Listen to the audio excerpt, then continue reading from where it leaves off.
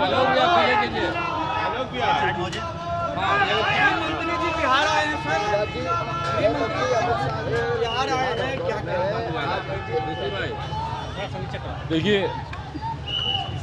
चुनाव का वर्ष है और जिस तरीके से एनडीए गठबंधन एकजुटता के साथ अलग अलग समय पर गठबंधन के तमाम साथी एक साथ बैठकर चुनावी रणनीति चर्चाएं कर एक दूसरे के विषयों को समझकर जिस मजबूती के साथ ये गठबंधन आगे बढ़ रहा है, ये अपने में दर्शाता है कि ना सिर्फ हैंड एंड ग्लव्स की तरह हम लोग काम कर रहे हैं, बल्कि अपने में ये एक विनिंग कॉम्बिनेशन है जो इस बार बिहार में एक ऐतिहासिक जीत दर्ज करेगा।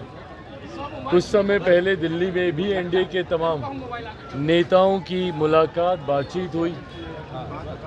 आज स्वयं गृह मंत्री बिहार में मौजूद हैं। जनसंपर्क कर जनता के माध्यम से तो वो इस बात को समझेंगे ही कि जनता की इस गठबंधन से क्या आशाएं हैं, पर साथ ही में गठबंधन के साथियों के साथ बातचीत से भी कैसे हम लोग चुनाव में अपने प्रदर्शन को और मजबूत और बेहतर कर सकें, इस दिशा में भी आज चर्चा होगी।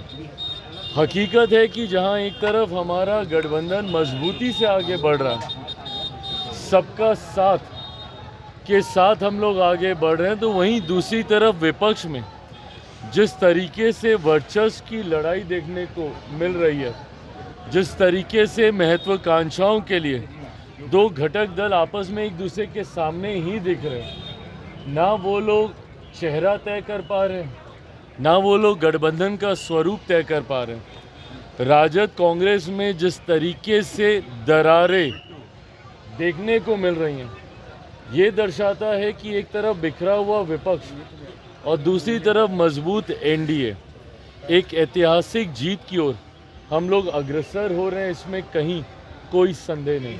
दलितों को लुभाने के लिए 14 अप्रैल से जो आपके चाचा है पशुपति कुमार पारस, वो दलित सेना का रैली का आयोजन कर रहे हैं, कैसे देख रहे हैं? करें भैया, समय समय पे होना चाहिए। बिहार सरकार अदालत गई है। चारा घोटाला में जो 950 करोड़ घपला हुआ था, उसको वसूलने के लिए जो नेता लोग इसमें शामिल थे, उनकी प्रॉपर्टीज बेची जाएगी। सर कैसे देखते हैं इसको? सर देखिए, होना चाहिए। जिस तरीके से कुछ लोग अपनी जेब भरने के लिए जनता के पैसे को लूटने का काम करते हैं, ऐसे में ज़रूरी है कि उस लूटे हुए पैसे से जो संपत्ति उन लोगों ने अर्जित की है, उसके माध्यम से जितनी रिकवरी हो सके, जितना धन जो कि सरकार का है, जो कि जनता का है, जो कि जनता के लिए इस्तेमाल किया जाना चाहिए, उसकी रिकवरी जितनी संभव हो की जानी चाहिए। बिल को लेकर के आपकी पार्टी का क्या है? का फैसला भी आ गया, याचिकाओं को खारिज कर दिया है हाईकोर्ट ने, अब क्या? देखिए, अंतोगत्वा किस तरीके से छात्रों को न्याय मिले, ये प्रयास हम लोगों का था। न्यायालय में ये विषय गया, अंतोगत्वा न्यायालय के फैसले का हम सब सम्मान करते हैं। एनडीए की बैठक में क्या नीतीश कुमार को संशय की स्थिति बना रहे हैं विपक्ष, क्या उनके चेहरे पर मुहर लग जाएगी? देखिए, ये विपक्ष के लिए ये मुद्दा है, हम लोग के लिए कभी मुद्दा नहीं रहा।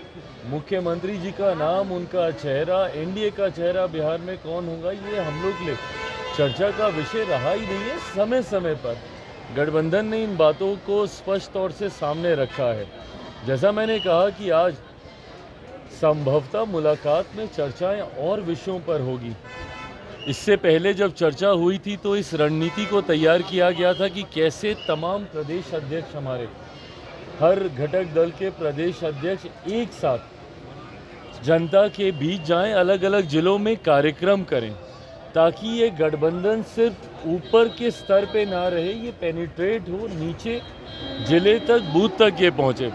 और मुझे खुशी है कि इसके जो परिणाम हम लोग को देखने को मिल रहे हैं, जिस तरीके से हर जिले में ये कार्यक्रम आयोजित हुआ, पांचों दल के प्रदेश अध्यक्ष का एक साथ मूवमेंट रहा पूरे प्रदेश भर में, इससे ना सिर्फ हमारा गठबंधन मजबूत हुआ, बल्कि बूथ स्तर तक के हमारे जो कार्यकर्ता हैं उनमें ये एकजुटता का संदेश गया जिसका यकीनन लाभ हम लोगों को विधानसभा के चुनाव में मिलेगा। इसी प्रकार और क्या रणनीतियां हम लोग तैयार कर सकते हैं चुनाव से पहले। इन लगता है सीट शेयरिंग को लेकर, चिराग जी सीट शेयरिंग को लेकर कहीं न कहीं विपक्ष आप पर हमला कर रहा है कि अंदर खाने सब कुछ ठीक नहीं है। ये हमला अगर आपको याद हो तो लोकसभा में भी किया गया था। सामने देखिए सर, कितने एमिकेबली सीट शेयरिंग लोकसभा में हो गई थी। ये वो हमला है जो कि समय समय पर किया जाता है, पर जब ये लोग हमला हम पे करते हैं लोग भूल जाते हैं कि सीट शेयरिंग में मामला अगर कहीं जाकर फंसता है तो वो महागठबंधन में ही फंसता है।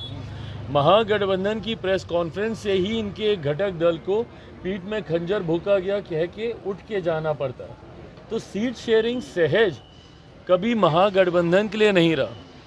अभी तो 60 सीटें कितनी बार दी थी कांग्रेस को पिछली बार, 60-70 सीटें जो भी दी थी, 70 सीटें। तो अभी तो वर्चस्व की लड़ाई वहाँ पे भी होगी, जहाँ एक तरफ कांग्रेस कतई नहीं चाहेगी कि 70 से कम सीटें हम लोग को मिले, और नहीं मिलनी भी चाहिए। भाई राष्ट्रीय पार्टी है, ज़रूर उनका हक बनता है ज़्यादा सीटों पर हाँ इस बात की तीस तो है राजद को कि क्या वो वीक लिंक थे जिनकी वजह से, क्या कांग्रेस वीक लिंक बन के रहेगी जिसकी वजह से सत्ता के करीब पहुँचते पहुँचते राजद रह गई। तो ऐसे में क्या फिर से 70 सीटें इनको देनी चाहिए? तो सीट शेयरिंग मुश्किल महागठबंधन के लिए होने वाला है। एनडीए के लिए बहुत सहजता से, जैसे लोकसभा में हम लोगों ने सीटों का बंटवारा कर लिया, विधानसभा में भी होगा। चिराग जी